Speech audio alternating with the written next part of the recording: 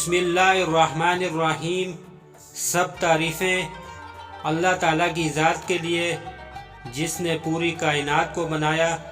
درود پاک محمد صلی اللہ علیہ وآلہ وسلم پر اور ان کی آل پر اور اہل بیت پر۔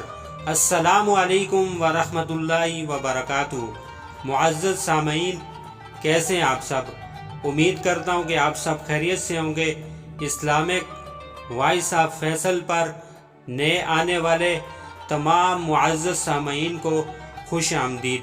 معزز سامعین، روزے کے روحانی فوائد۔ روزے کی حالت میں حلال و پاکیزہ چیزوں سے بچنے کی وجہ سے سارا سال حرام چیزوں سے بچنے کی صلاحیت انسان میں پیدا ہوتی ہے اور اسی کا نام تقویٰ ہے۔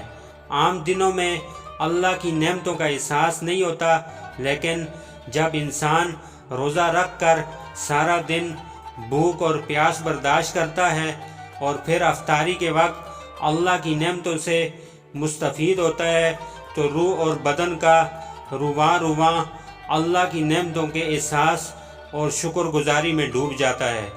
روزہ رکھنے سے حرام لذتوں کی طلب اور ان کی طرف دھیان خود بخود کم ہو جاتا ہے، جس کی وجہ سے سال بھر نفس کی شہوات اور حرام لذتوں پر قابو پانا انسان کے لیے آسان ہو جاتا ہے۔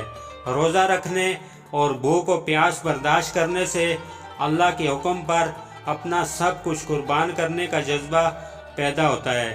روزے میں بھوک برداشت کرنے سے انسان کو بھوک کی تکلیف کا احساس ہوتا ہے، جس کی وجہ سے اس کے دل میں غربا اور مساکین سے ہمدردی پیدا ہوتی ہے اور وہ اللہ کی راہ میں دل کھول کر اپنا مال خرچ کرنے پر آمادہ ہو جاتا ہے۔